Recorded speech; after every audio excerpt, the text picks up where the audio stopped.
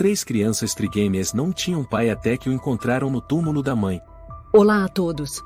Aproveitem esses momentos de relaxamento enquanto assistem.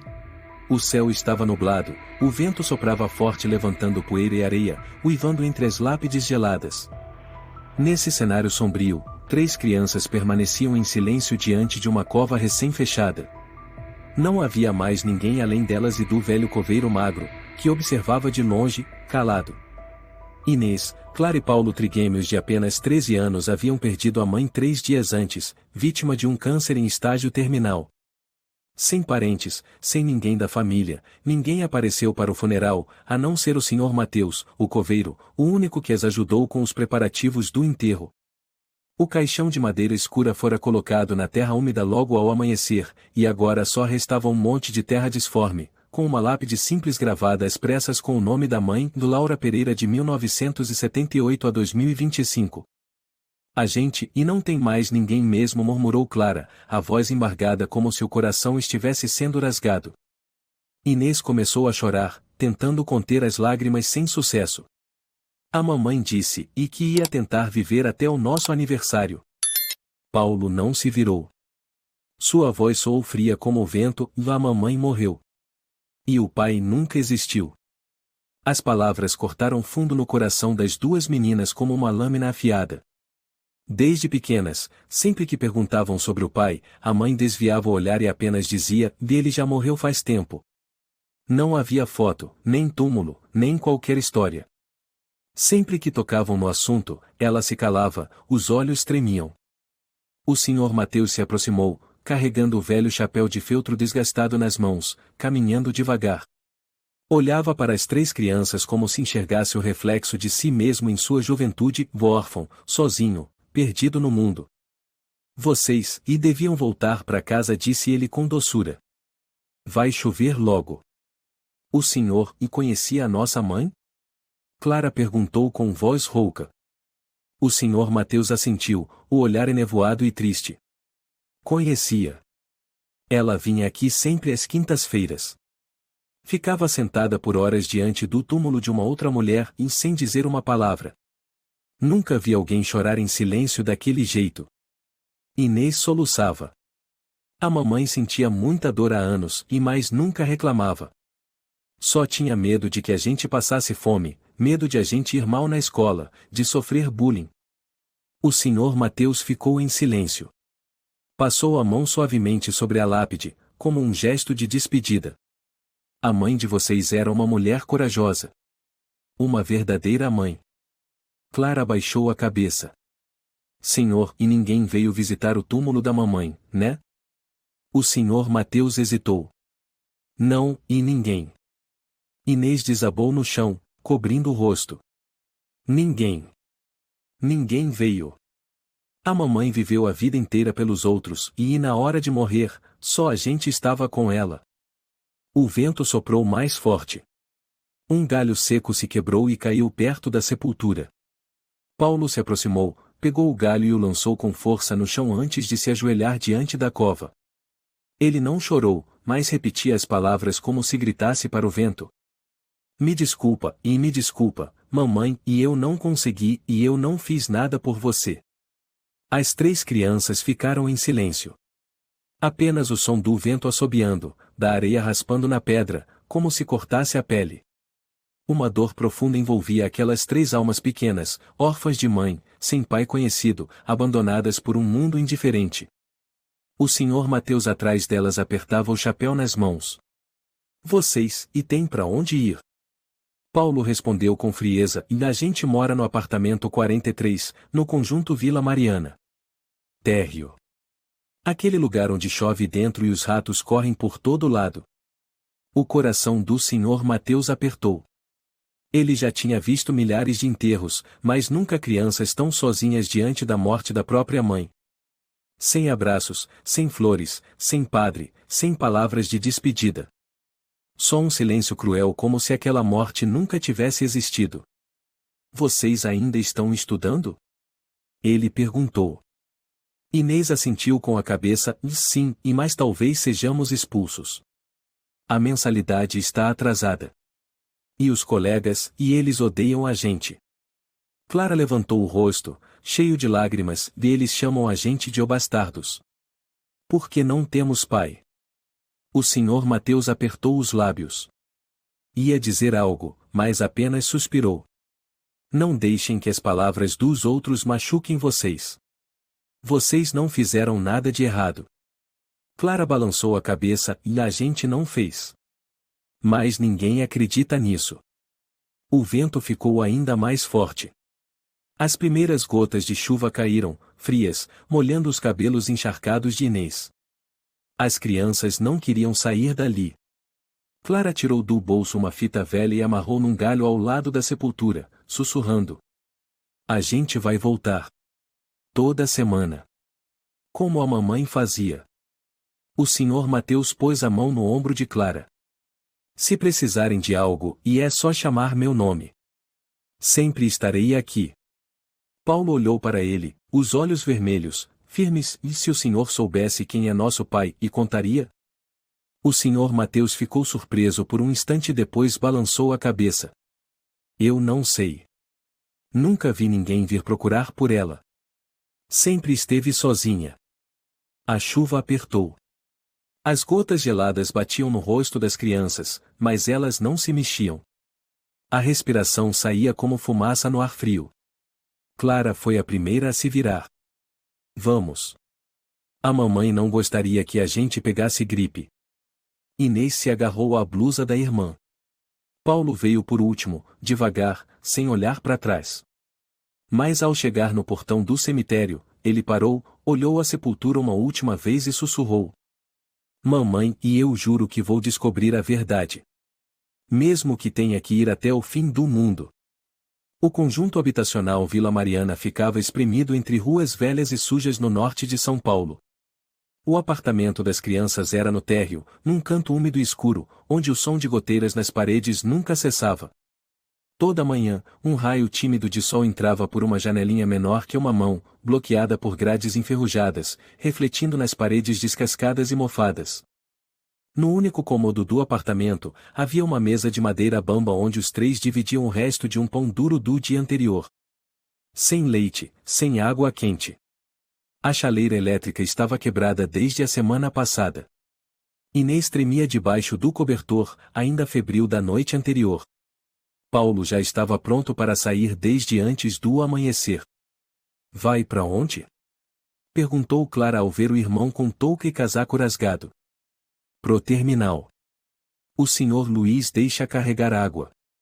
R$ 2 por galão. Clara suspirou, hoje tem prova de geometria. Paulo virou o rosto, voz fria, acha que prova vai botar comida na mesa esta semana?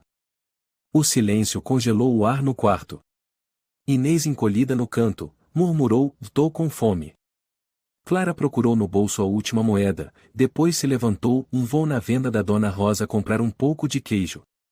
Espera aqui. Vestiu um casaco desbotado, enrolou o cachecol e saiu rápido.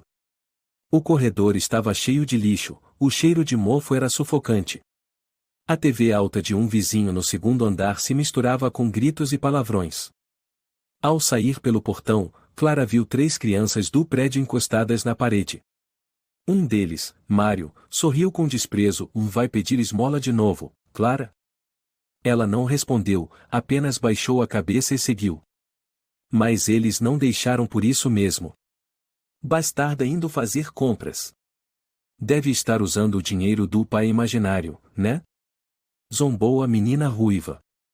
Clara se virou, os olhos vermelhos, eu não pedi nada a vocês. Sumam daqui. Bastarda querendo se impor. Tua mãe era empregada dos ricaços, né? Gritou o outro. Clara apertou os punhos, mas não quis brigar. Aquelas palavras machucavam não por serem verdadeiras, mas porque ninguém sabia da realidade. Correu até o mercadinho da esquina. Dona Rosa, uma senhora de cabelos brancos presos num coque, limpava o balcão do caixa. Não levantou os olhos quando Clara entrou. Quero comprar um pouco de queijo. O mais barato. Clara colocou as 2 moedas no balcão. Dona Rosa franziu a testa, isso dá para uma fatia pequena só. E ainda tem dívida da última vez, lembra? Eu vou pagar e semana que vem. Prometo, respondeu Clara baixinho. Você sempre promete. Gritou a mulher. Sua mãe, quando viva, era correta. E você, e só enrola. Clara baixou a cabeça, pegou a fatia minúscula de queijo. Não agradeceu, não olhou para trás. Saiu em silêncio. A silhueta magra se destacava sob o casaco fino, no frio do inverno. Ao voltar para casa, viu Inês tremendo na cama. Paulo já havia saído. Clara se sentou, quebrou o queijo em 3 partes iguais. Inês mordeu um pedacinho, depois parou, lágrimas escorrendo. Come, mana. Eu não tô com fome mais. Clara balançou a cabeça, e não pode. Você precisa comer para tomar remédio. Inês suspirou e queria que a mamãe ainda estivesse viva. Clara virou o rosto, os olhos úmidos. Mas não chorou na frente da irmã. À tarde, Paulo voltou para casa com as mãos feridas e a roupa encharcada. Colocou R$ 3 na mesa, o rosto impassível. Só isso? Perguntou Clara. Pouca gente chamou hoje. Outro moleque roubou o serviço. Amanhã tenta vaga de ajudante na venda da Dona Rosa. Estão precisando. Ela odeia a gente, murmurou Paulo. Deixa ela odiar. A gente precisa de dinheiro. Inês estava sentada no chão, o olhar vazio. Hoje meus colegas disseram e que não temos pai porque a mamãe era prostituta. Paulo bateu a mão na mesa. Chega. Quem disse isso? Lúcia. E outros também. Clara tremia. Eles não sabem de nada. A mamãe não era assim. Paulo se levantou num pulo, para de defender a mamãe. Se ela tivesse dito quem era nosso pai, a gente não estaria sendo humilhado desse jeito. Clara deu um tapa forte no rosto do irmão. Ambos ficaram paralisados. Foi a primeira vez que ela o agrediu. Não fala da mamãe assim. Clara gritou, as lágrimas escorrendo. Ela lutou a vida inteira para criar a gente e sozinha. Você acha que foi fácil? Inês começou a chorar alto. Paulo virou o rosto, calado. Um silêncio profundo envolveu o pequeno quarto escuro. Naquela noite, a eletricidade piscou várias vezes antes de se apagar completamente. Os 3 se sentaram no escuro, usando uma vela para iluminar fracamente os cadernos escolares. Cada um num canto. Clara estava escrevendo quando, de repente, desatou a chorar. Ela não aguentava mais. Mãe, por que a senhora nunca me disse quem era o nosso pai? Por que ficou calada e morreu assim? Por que deixou a gente sozinhos neste mundo cruel? Ninguém respondeu. Apenas o som do vento uivando do lado de fora da janela e o suspiro longo da noite quebravam o silêncio. No dia seguinte, na escola, os 3 entraram na sala sob olhares de julgamento. O professor responsável, Sr. Eduardo, bateu a régua na mesa, frio. Inês, Clara, Paulo, vocês chegaram atrasados. E essa já é a 3ª vez este mês. Professor, o ônibus não passou no ponto hoje. Clara se apressou a explicar. Qualquer justificativa é insuficiente para encobrir a indisciplina. Vocês acham que são especiais? Só porque perderam a mãe. Nós não pensamos isso. Inês murmurou. O Sr. Eduardo franziu a testa e já disse antes, circunstâncias pessoais não servem de desculpa.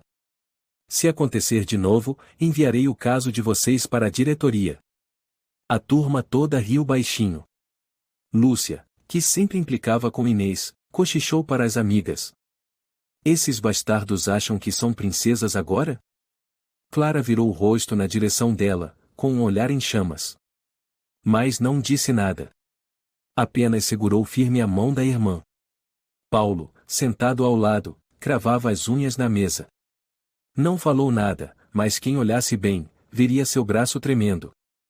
À tarde, as crianças caminhavam de volta para casa em silêncio, debaixo da chuva. Quando chegaram, já estava escurecendo.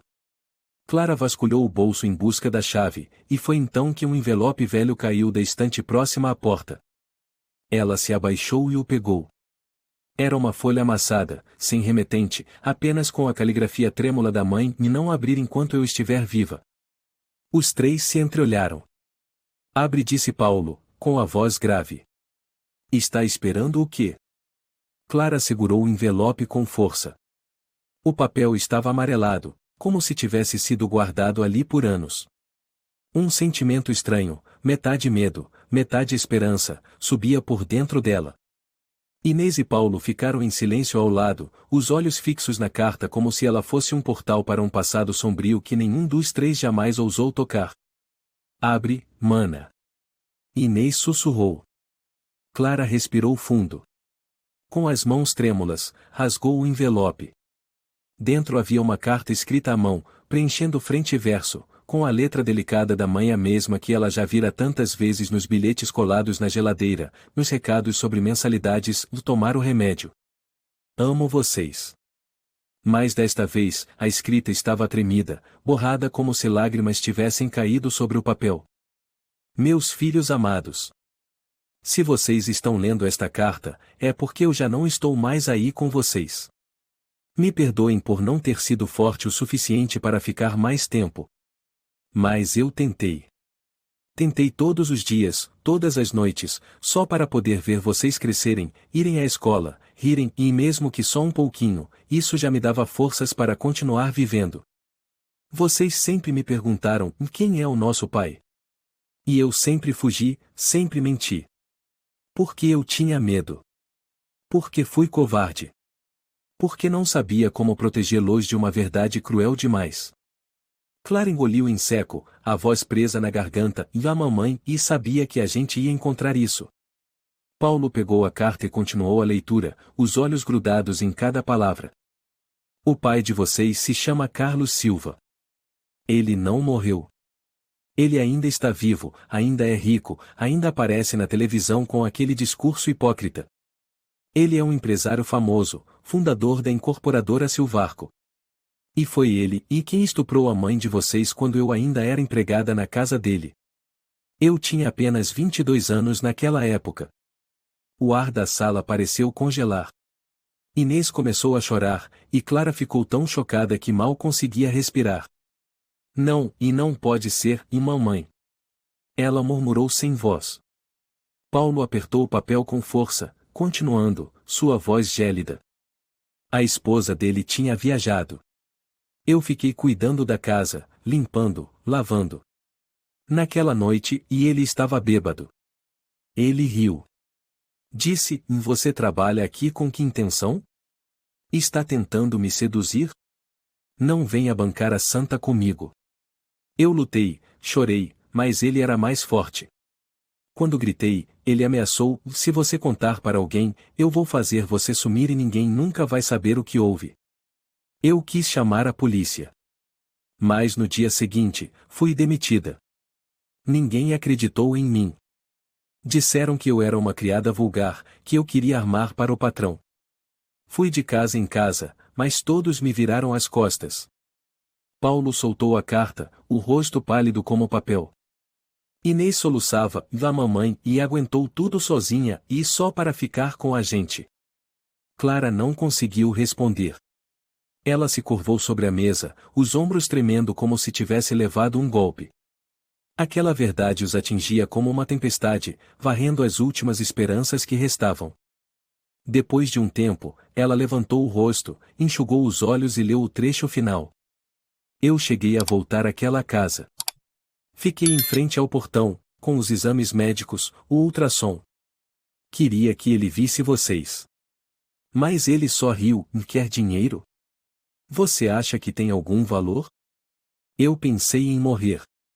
Mas toda vez que olhava para os três rostinhos dormindo, eu me dizia, não posso cair. Eu vivi por vocês. Não por ele. Nem pela justiça. Só por vocês. Se um dia quiserem procurá-lo, e lembrem-se, vocês têm esse direito. Mas também podem escolher perdoar. Seja qual for o caminho, e vocês são a coisa mais bonita que já aconteceu na minha vida.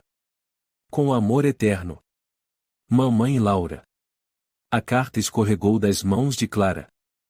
Ela levou a mão à boca, soluçando. Inês se encostou no ombro da irmã. Paulo permaneceu parado, os olhos vermelhos. Suas mãos estavam fechadas com tanta força que as unhas feriam a própria pele. A mamãe guardou isso por 13 anos e ninguém sabia. Clara sussurrou, sem acreditar. Paulo gritou de repente: aquele desgraçado ainda vive lá fora, como se nada tivesse acontecido. Ele aparece na TV, comanda uma empresa, vive com a esposa nova e os filhos, e enquanto a mamãe morreu em dor. Paulo. Inês segurou no braço do irmão, suplicante. A mamãe não queria que você ficasse com raiva. Cala a boca. Ele berrou. A mamãe perdoou demais. Mas eu não vou perdoar. Quero que o mundo inteiro saiba quem ele é de verdade. Clara se aproximou e segurou firme a mão dele. Você não pode agir por impulso. Se você falar isso em público, eles vão dizer que é mentira. Que a mamãe inventou tudo para arrancar dinheiro. E você quer o quê? Ficar calada, como ela. Continuar vivendo escondida feito um rato de esgoto? Paulo se virou, gritando com a irmã. Uma voz rouca veio da janela. Vocês estão bem? Os três se assustaram. Era o senhor Juliano, o vizinho idoso do lado, encostado na grade, apoiado na bengala, com um olhar preocupado. A gente está bem, senhor. Clara respondeu, limpando o rosto. Ele viu o papel no chão e murmurou. Eu ouvi tudo. Me perdoem por ouvir escondido, e mais. Laura foi a mulher mais corajosa que conheci. Lembro de uma vez em que ela chorou a noite inteira. Ela disse: e não preciso que ninguém acredite. Só preciso que meus filhos vivam. O senhor sabia de alguma coisa? Inês perguntou, abraçando a carta. O senhor Juliano suspirou. Não exatamente. Mas eu sempre senti que ela carregava uma dor que ninguém podia alcançar. Quando começou a cair o cabelo por causa da quimio, ela ainda acordava às 5 da manhã para fazer mingau para vocês. Perguntei uma vez, Laura, por que você não pede ajuda? E ela respondeu, sorrindo com os olhos vermelhos, porque eu já me acostumei a fazer tudo sozinha. Clara caiu de joelhos no chão, chorando. Senhor, o que eu faço agora? Ele se aproximou devagar, colocou a mão sobre o ombro dela. Primeiro, deixe as lágrimas caírem. Depois, pense com clareza. Mas lembre-se e não deixe a raiva queimar o seu futuro. Deixe que a dor leve vocês até a verdade. Até a justiça. Paulo murmurou. Eu não quero justiça. Quero que ele sinta a dor que fez a mamãe sentir. Clara apertou o ombro do irmão. E você acha que a mamãe se orgulharia se você virasse igual a ele? O silêncio voltou a dominar o ambiente. Inês falou, suave como o vento. E se a gente fosse até o cemitério? Contar pra mamãe e que agora a gente sabe a verdade. Clara assentiu. Sim. Ela merece saber que não estamos mais no escuro. Paulo não disse nada. Mas ao se levantar, enfiou a carta no bolso, com o rosto duro como pedra. Mamãe, ele murmurou. Eu juro que não vou deixar ele viver em paz. Carlos Silva estava sentado no imenso escritório no 18º andar da Torre da Silvarco, no novo centro financeiro de São Paulo. As paredes de vidro exibiam a paisagem cintilante da cidade, com arranha-céus e painéis luminosos brilhando noite e dia. Seu escritório tinha de tudo, um vinho Bordeaux de safra rara, coleção de canetas Montblanc, e até um retrato gigante dele sorrindo enquanto apertava a mão do prefeito durante a inauguração de um novo bairro residencial. O senhor realmente é o exemplo ideal de empresário, Carlos, disse Marta, a famosa jornalista da emissora regional, ao encerrar a entrevista. Oh, obrigado, Marta. Carlos sorriu, recostando-se na cadeira. Eu só tento fazer meu papel como pai e como líder.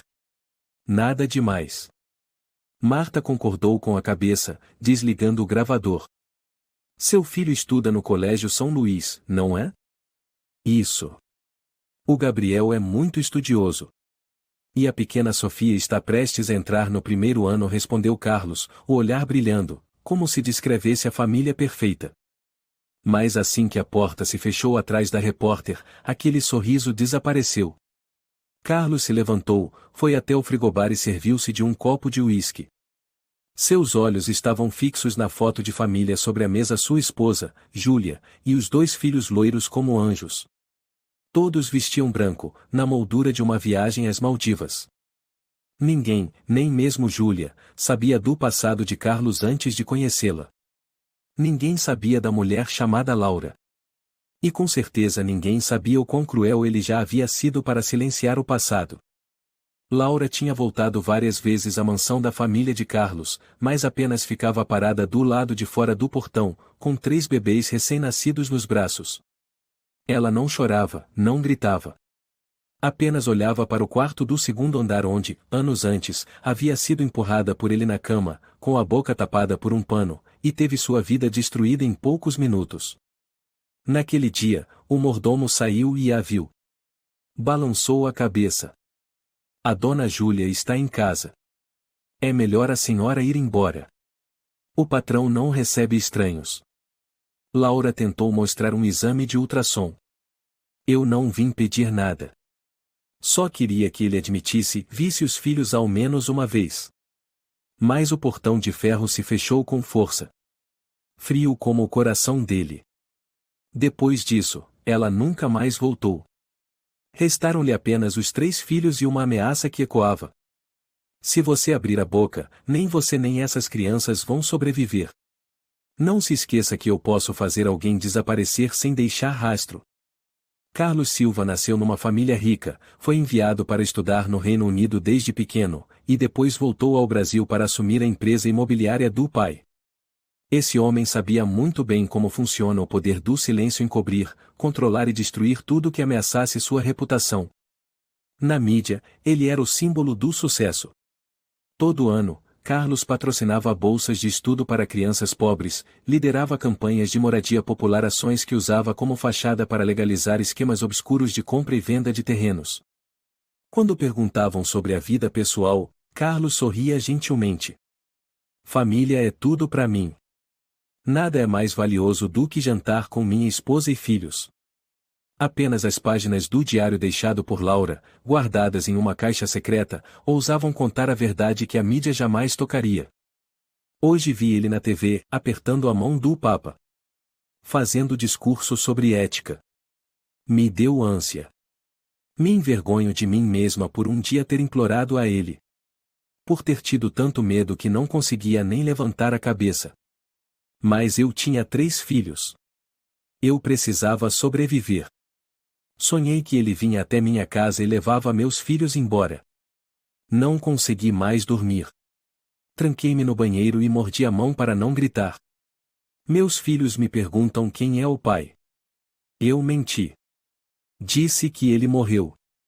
Eu queria que fosse verdade. Numa tarde, Clara, com a carta da mãe nas mãos, foi até a biblioteca pública procurar informações sobre Carlos. Imprimiu uma série de reportagens, fotos e vídeos. Ele estava em todos os lugares, em conferências, cerimônias de premiação, eventos de caridade.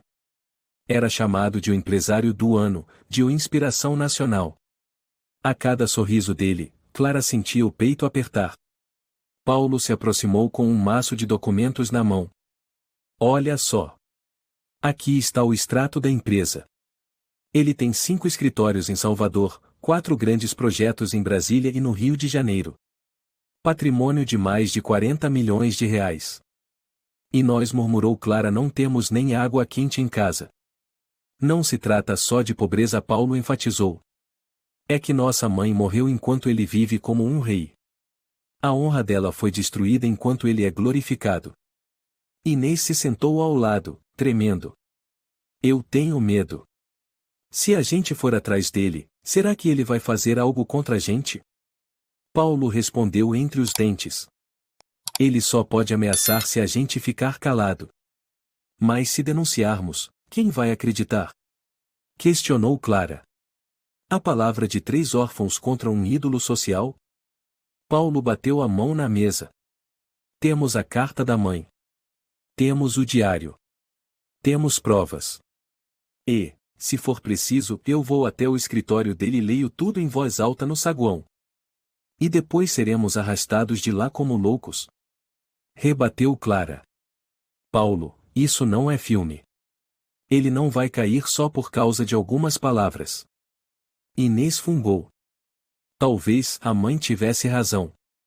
Ela dizia para não guardar ódio. Que a gente devia viver diferente dele. Que viver com dignidade já não é suficiente. Paulo olhou a irmã com os olhos vermelhos. Você pode perdoar. Mas eu não. Naquele exato momento, no escritório de Carlos, Júlia entrou com o rosto pálido. Carlos. Recebi uma carta anônima. Dentro, tinha uma foto sua com uma mulher. Muito antiga, mas dava para ver seu rosto claramente. Carlos se sobressaltou. Onde? Me mostra. Júlia entregou a foto amarelada em que Carlos, mais jovem, aparecia sentado num sofá, com a mão no ombro de uma mulher de cabelos castanhos Laura. O rosto de Carlos empalideceu. Ele amassou a foto e a jogou no lixo. É coisa do passado. Ela era empregada da casa. Depois houve um mal-entendido e eu paguei para que ela desaparecesse. Júlia olhou para o marido, com os olhos cheios de lágrimas. Você teve filhos com ela? Carlos desviou o olhar. Não. Isso nunca aconteceu. Mas na mente dele, a imagem de Laura diante do portão voltou como um fantasma. E pela primeira vez em mais de 10 anos, Carlos sentiu um calafrio. Naquela noite, os 3 irmãos sentaram-se à janela da pensão. A chuva batia no telhado de zinco. Clara olhava para fora. Será que ele algum dia vai sentir medo? Paulo não respondeu. Mas sua mão repousava sobre o diário da mãe, acariciando cada página como se tocasse uma alma. Inês, ele sussurrou, lembre-se. Mamãe morreu em dor. E nós, mesmo vivos, não podemos deixar que essa dor seja em vão. No dia seguinte, o céu continuava cinzento. Os 3 irmãos caminharam quase 3 quilômetros, passando por bairros de ricos, onde cada casa tinha portão de ferro alto e câmeras de segurança. Sempre que viam famílias reunidas nos carros aquecidos, Clara apenas apertava as mãos dos irmãos e erguia o queixo. Ao chegar no cemitério, o vento soprava mais forte. Seu Pedro, o porteiro idoso de barba branca e touca cinza, os reconheceu imediatamente. Saiu do portão e acenou. De novo por aqui, hein? Sempre a pé? A gente já se acostumou, senhor, respondeu Clara. Seu Pedro assentiu com olhar comovido.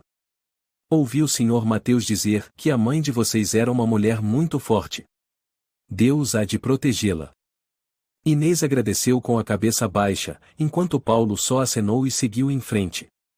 O vento soprava entre os túmulos, batendo em seus rostos, mas nenhum dos 3 se protegia.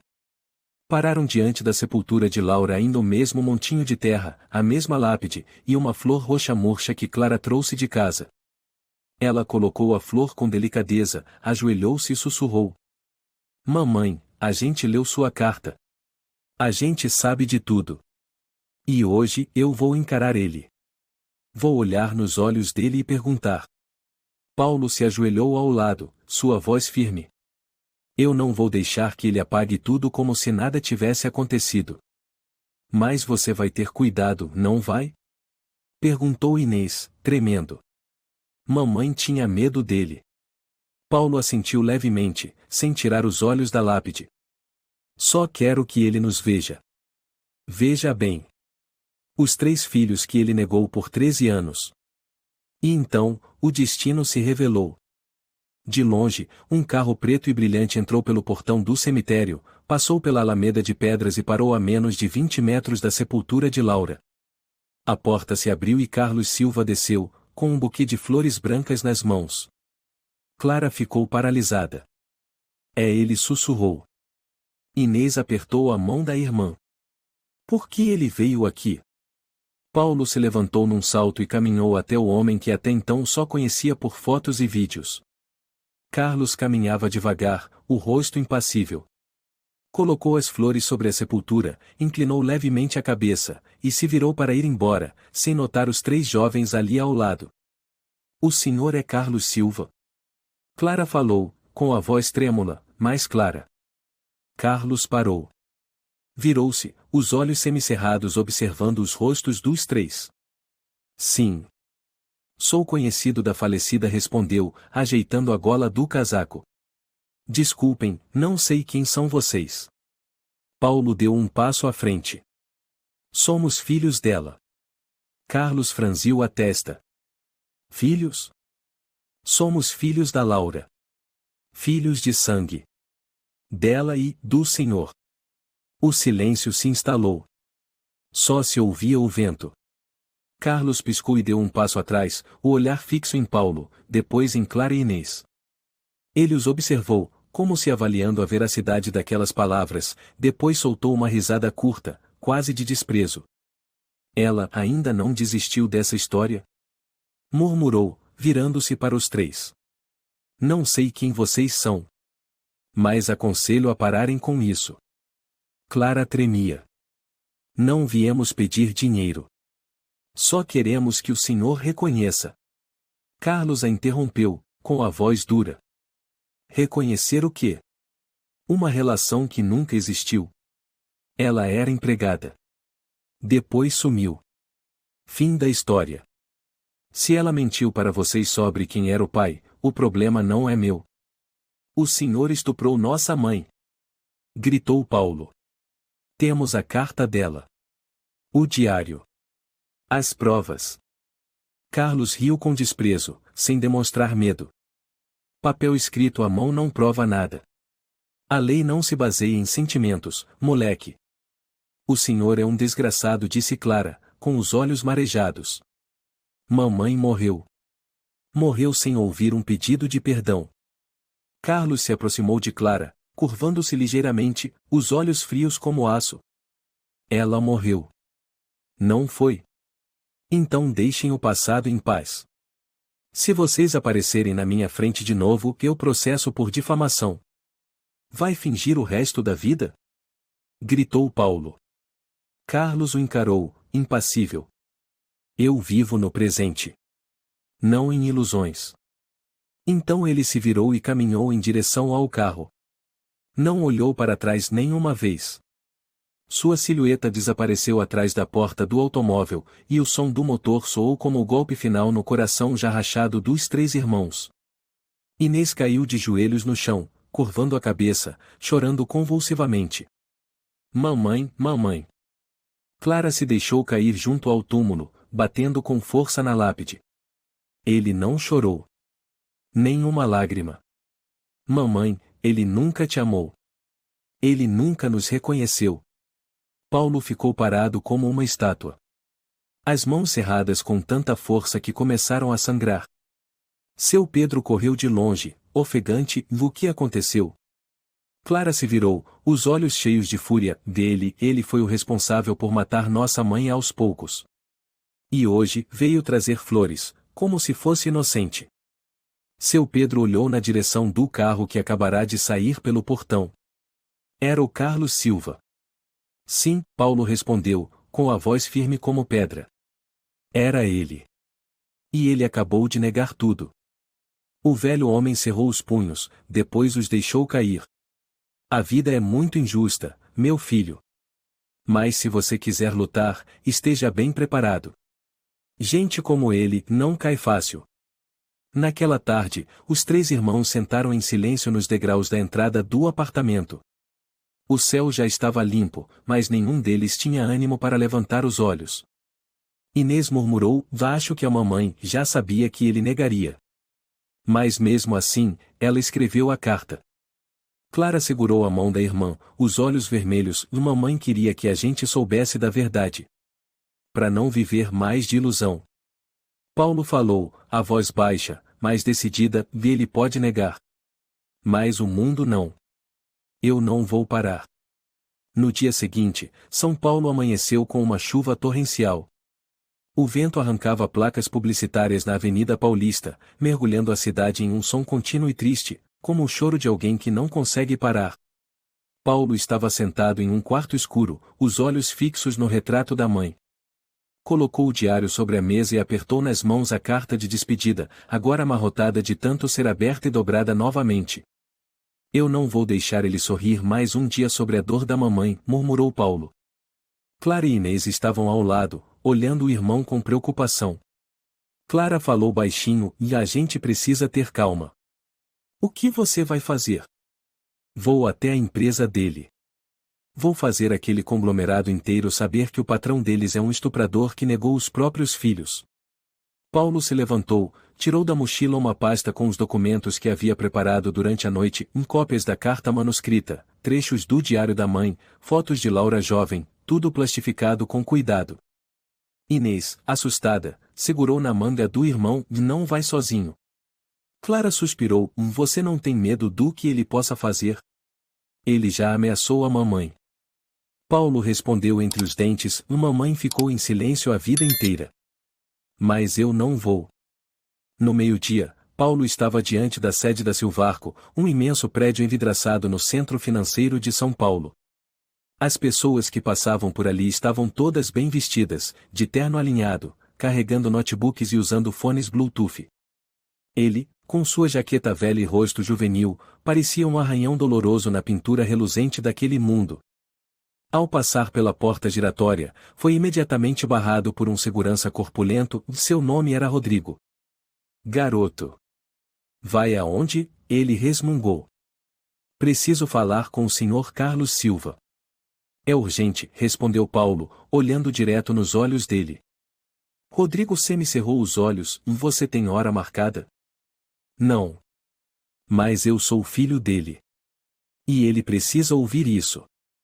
O segurança soltou uma risada curta. Hoje já é o terceiro que aparece dizendo que é parente do seu Carlos. Vá embora. Paulo ergueu a pasta, na altura do rosto. Aqui estão as provas. A carta de despedida da minha mãe, que foi empregada na casa dele. Estuprada. Demitida. E morreu de doença, sem a ajuda de ninguém. Rodrigo franziu o senho. Dá um passo para trás. Agora. Paulo não se moveu. Quer me expulsar? Chame a polícia. Mas eu vou gritar aqui mesmo, nesse saguão. Vou contar para todo mundo quem o Sr. Carlos Silva realmente é. As pessoas que passavam começaram a olhar de lado. Uma recepcionista com cabelos castanhos cacheados se aproximou, o crachá dizia o Lúcia Ribeiro, o olhar dela era de curiosidade e alerta. O que está acontecendo, seu Rodrigo? Esse garoto quer ver o Sr. Carlos. Diz que é filho dele, Rodrigo respondeu com frieza. Lúcia olhou para Paulo, e seu olhar suavizou ao ver a dor e a determinação nos olhos do garoto. Você tem provas? Ela perguntou. Paulo assentiu, levantando os documentos. Lúcia leu algumas linhas rapidamente, e seu rosto empalideceu. Essa é a letra da mulher chamada Laura? Ela perguntou, com a voz baixa. Sim. Minha mãe. Foi estuprada por ele quando era empregada. Nós somos o resultado daquela noite. E agora ele nega tudo. Lúcia mordeu o lábio. Ela sabia que seu chefe era rígido e reservado. Mas aquilo era um soco no estômago. Espere aqui. Vou avisar a secretária, disse ela, caminhando apressada em direção ao elevador. Paulo permaneceu imóvel, os olhos fixos no quadro pendurado na parede, que homenageava Carlos como o empresário do ano. Ele deu um sorriso amargo. Mamãe, tá vendo? Eu tô fazendo o que a senhora não conseguiu. Enquanto isso, Clara e Inês estavam a 2 quarteirões dali, ansiosas como formigas em frigideira quente. Clara andava de um lado para o outro, apertando o celular nas mãos. Ele ainda não ligou. Já se passaram mais de 30 minutos. Inês sussurrou: será que já foi expulso? Clara mordeu os lábios. Ou ameaçado. Você sabe do que ele é capaz. De volta ao saguão, Rodrigo recebeu uma ordem pelo fone de ouvido. Franziu a testa, então se virou para Paulo. A secretária do seu Silva disse que ele não vai atender. Mas pediu que o material seja encaminhado para a análise. Se não for deixar, vai ter que sair daqui. Paulo respondeu com firmeza, e não. Ou ele me ouve pessoalmente, ou eu saio lá fora e faço uma live.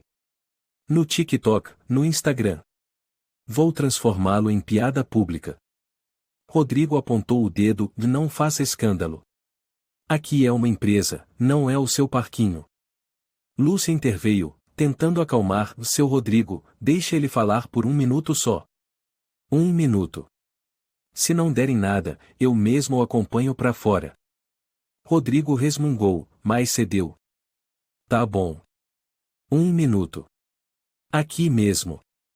Paulo ficou no centro do saguão, tirou o celular e ativou a câmera. Começou a transmissão ao vivo. Pessoal, meu nome é Paulo Pereira. Estou na sede da Silvarco. Eu sou filho do Sr. Carlos Silva, ele estuprou minha mãe quando ela era empregada doméstica. Aqui está a carta de despedida que ela deixou, com o nome dele. Ele nos rejeitou a mim, a Clara e a Inês, os 3 filhos que ele gerou e descartou como lixo. As pessoas ao redor começaram a cochichar. Alguns tiraram os celulares. Essa é a letra da minha mãe. Essas são fotos. Esse é o diário. Ele mora numa mansão, vai à TV falar de ética, enquanto minha mãe morreu de câncer num quarto sem luz e sem água quente. Lúcia estava pálida. Rodrigo tentou arrancar o celular, mas Paulo já havia enviado o vídeo. Agora o mundo inteiro vai saber a verdade, disse ele, com a voz trêmula. Rodrigo gritou, cai fora daqui, moleque.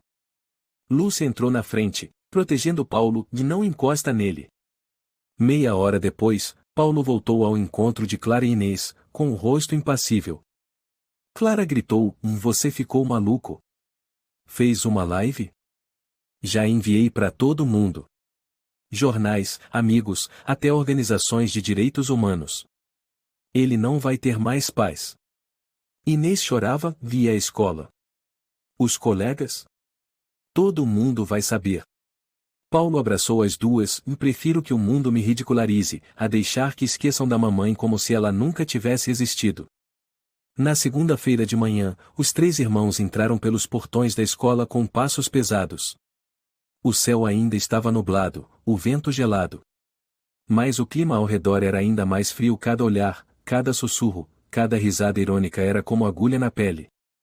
Clara apertou forte a mão de Inês enquanto passavam por um grupo de colegas diante da sala. Olha lá, os 3 da internet, disse uma voz aguda de menina. Você viu o vídeo? O irmão gritando o nome do pai, e a irmã chorando feito louca. Outra comentou, foram abandonados e ainda querem aparecer. Aposto que é para ganhar seguidores. Inês abaixou a cabeça. Clara engoliu as lágrimas, puxando a irmã adiante. Paulo já estava no pátio, olhando firme para frente, ignorando os comentários.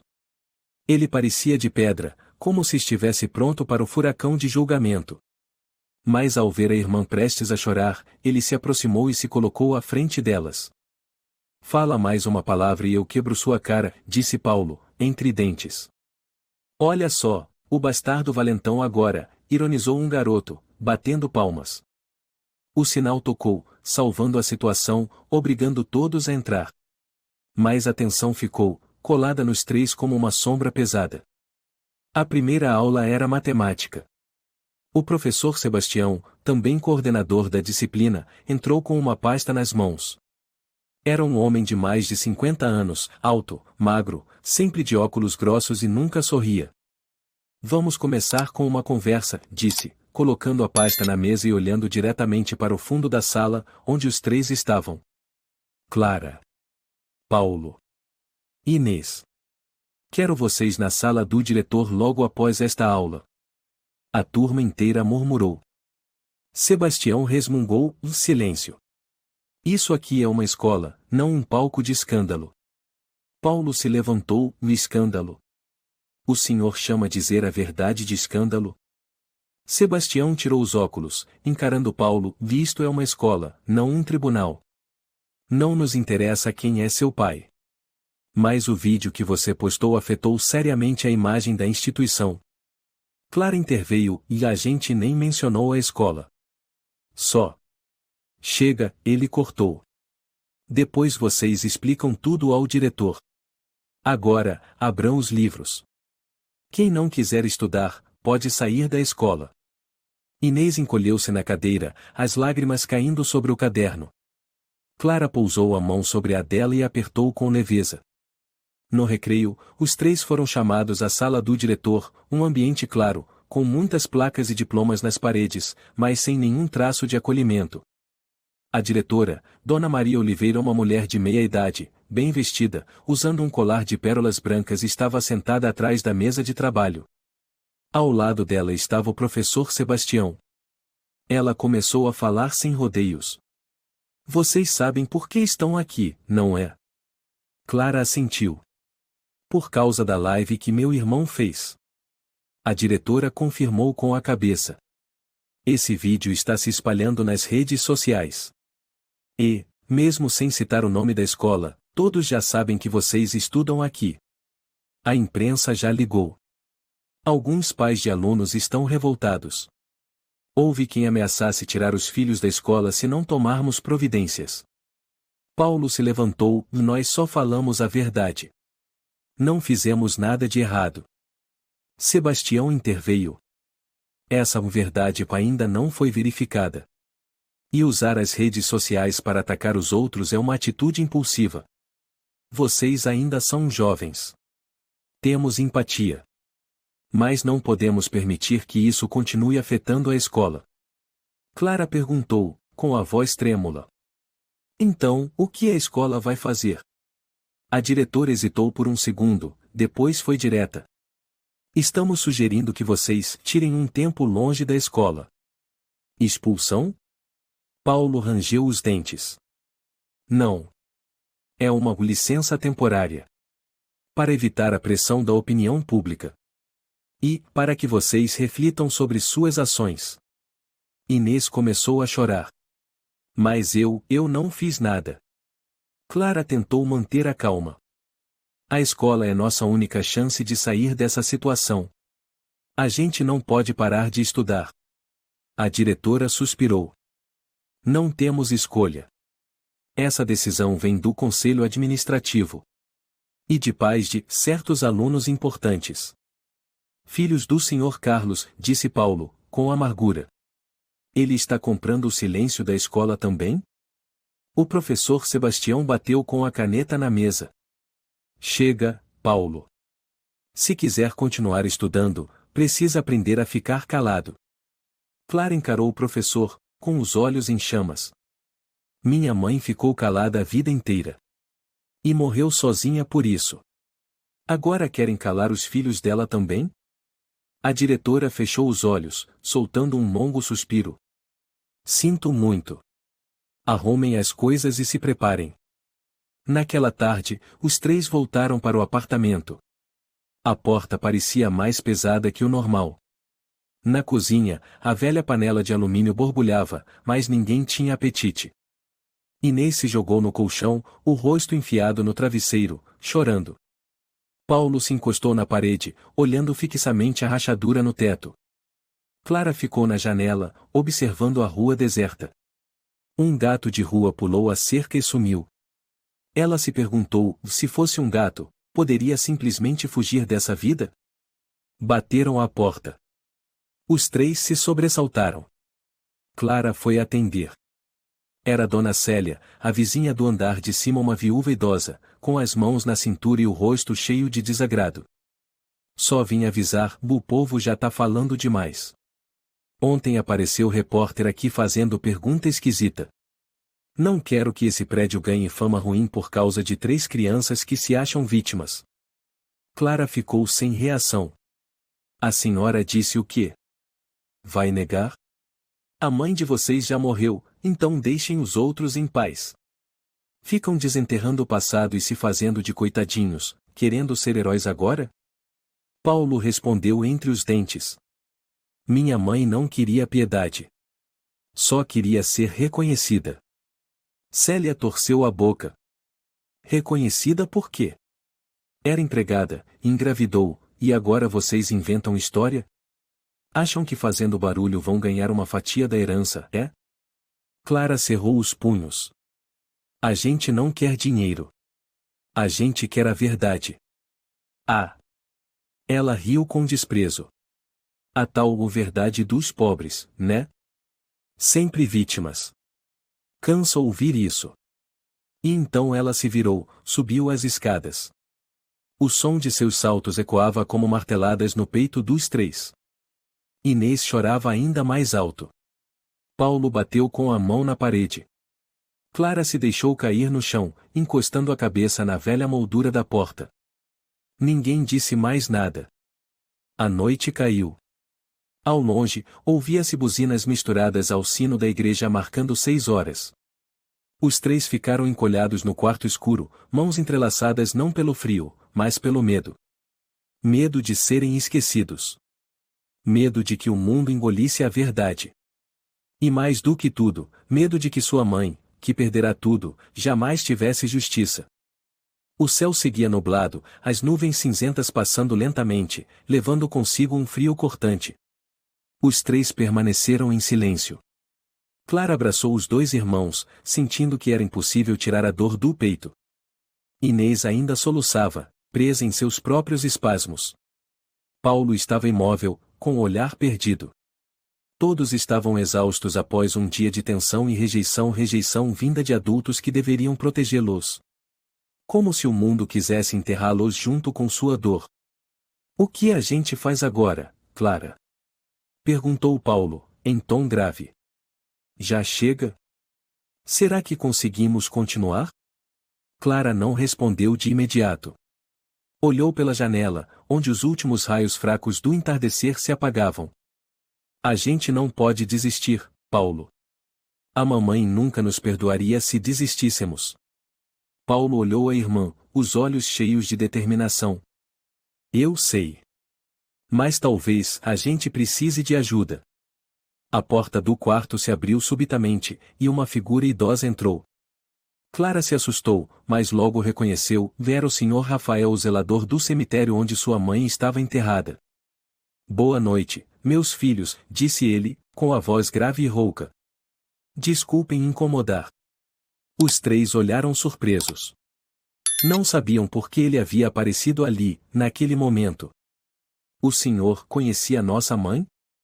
Perguntou Clara, desconfiada. Rafael assentiu. Conheço sua mãe há mais de 10 anos. Ela era uma mulher muito forte. Vi muitas vezes quando ela ia ao cemitério, sentava sozinha ao lado da sepultura da mãe de vocês, e ficava conversando com ela em silêncio. Inês olhou para ele com olhos arregalados. Mamãe fazia isso?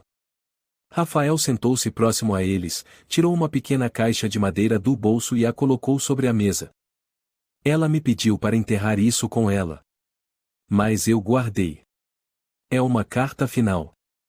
Clara abriu apressadamente a caixa, tirando de dentro uma carta antiga, com a caligrafia familiar da mãe. Pode abrir, disse Rafael, com olhos tristes. São as últimas palavras dela. Clara abriu a carta, os olhos fixos nas palavras. Meus queridos filhos. Se um dia vocês estiverem lendo isso, espero que entendam que eu vivi por vocês, e não me arrependo de nada. Eu não tive coragem de fazer nada, porque sempre pensei em vocês. Mas agora, espero que não odeiem ele.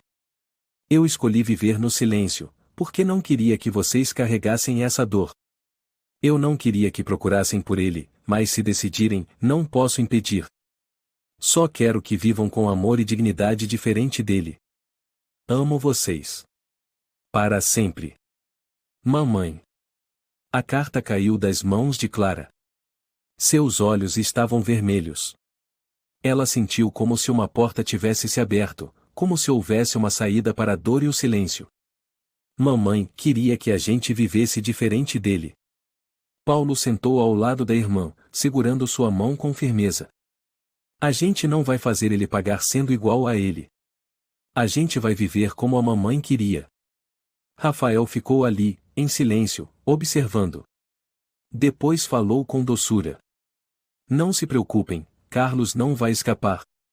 Tenho algumas informações. E posso ajudar vocês. Clara olhou para ele, os olhos brilhando de esperança. O senhor sabe algo sobre ele? Ele é cruel, sim. Mas nem todos têm medo dele. Conheço alguns jornalistas. Se vocês quiserem, posso ajudá-los a mostrar a verdade. Paulo ergueu os olhos, determinado. O senhor vai nos ajudar? A dar justiça para a mamãe? Rafael sorriu, um sorriso triste. Não posso prometer que será fácil. Mas vou fazer tudo o que puder. 1 hora depois, os três saíram do apartamento. Clara sentia que estava entrando em um novo caminho sem mais dúvidas, sem mais opressão. Era o início de algo novo. E a esperança voltava a brilhar. Os três caminharam em silêncio, mas dessa vez, os passos estavam mais leves. Tudo parecia ter despertado como um recomeço. E uma confiança nova nascia dentro deles. Depois da tempestade, os primeiros raios de sol surgiram. Como se até o céu torcesse por eles.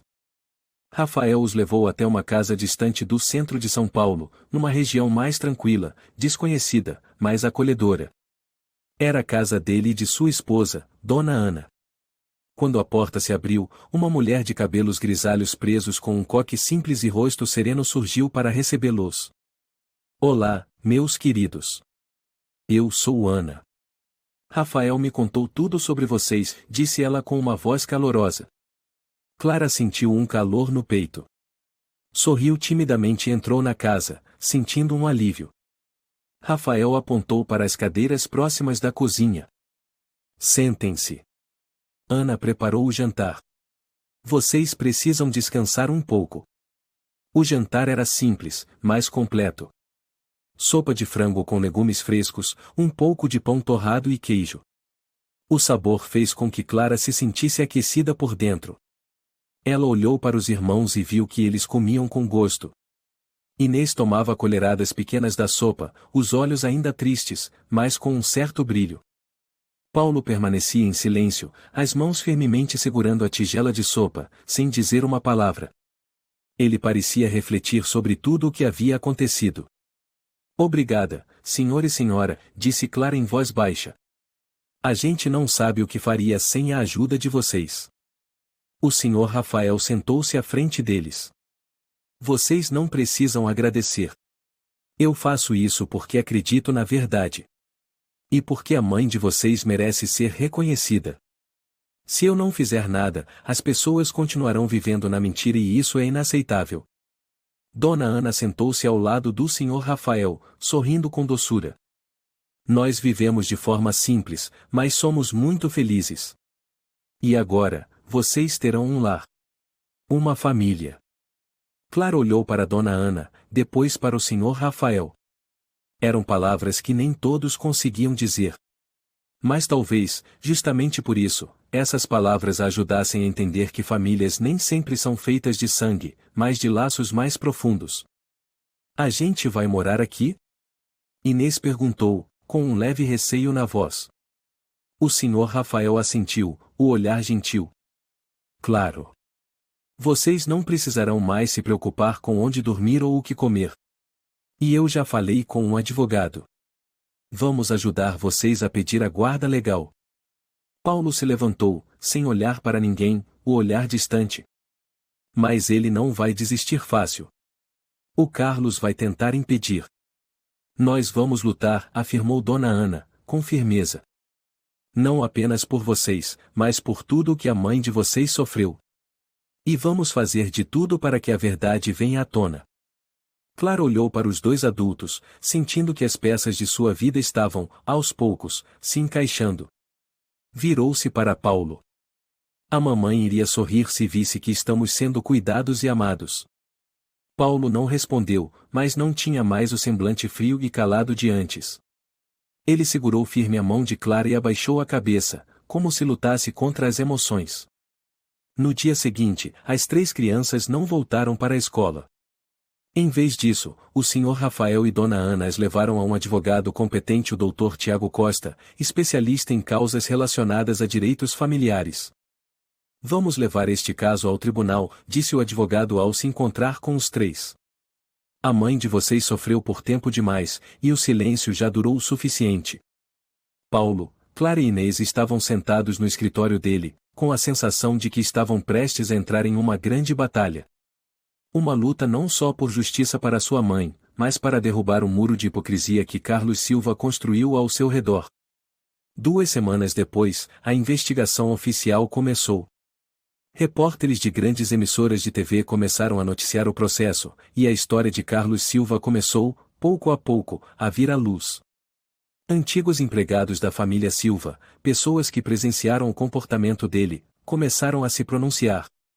Imagens antigas de Laura, fotos de quando ela ainda trabalhava como empregada na casa de Carlos, começaram a aparecer nos jornais. E então, em um determinado dia, Carlos Silva, aquele que por tanto tempo esteve no topo da sociedade, foi forçado a encarar a verdade. Em uma entrevista transmitida ao vivo pela televisão, Carlos já não exibia mais seu sorriso falso. Seu rosto estava pálido quando os jornalistas começaram a questioná-lo sobre o passado, sobre o que ele fez com Laura. O senhor pode responder às acusações feitas pelas 3 crianças? Perguntou uma repórter. Carlos apertou os lábios, os olhos cheios de inquietação. Não sei nada sobre isso. É coisa antiga. Um mal-entendido. Eu a despedi há muitos anos. Mas ninguém acreditava mais nele. As provas, os depoimentos, os testemunhos, tudo era suficiente para expor sua verdadeira face.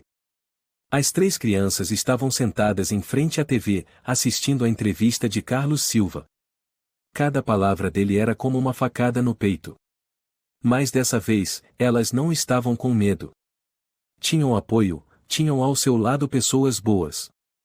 E, acima de tudo, tinham a verdade. A gente vai vencer, né? Perguntou Inês, olhando para Clara. Clara assentiu. Com certeza. A mamãe vai ser reconhecida. E nunca mais seremos rejeitados. 1 mês depois, o tribunal declarou que Carlos Silva deveria indenizar os danos que causou, além de conceder a guarda oficial das 3 crianças a Dona Ana e ao Sr. Rafael.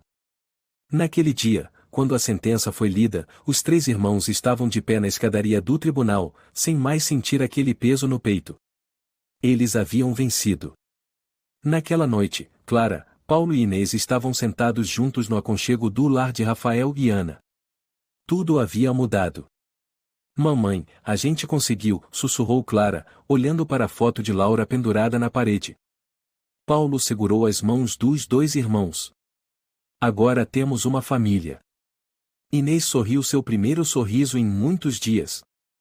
Não estamos mais sozinhos. E foi então que eles perceberam que mesmo quando o mundo vira as costas, a verdade e o amor permanecem. Eles são as forças que nos ajudam a levantar, mesmo depois de tantas quedas. A história ressalta a força da verdade e da justiça. Por mais difíceis que sejam os caminhos, por mais que sejamos rejeitados ou abandonados, nunca devemos desistir de lutar por nossos direitos e por aquilo que é justo. O silêncio só prolonga a dor, mas quando temos coragem de nos levantar e exigir justiça, podemos mudar nosso destino. O amor e a dignidade sempre serão as bússolas que nos guiarão, não importa o quão árdua seja a jornada. Se você gostou desta história, convidamos você a dar um like e se inscrever em nosso canal.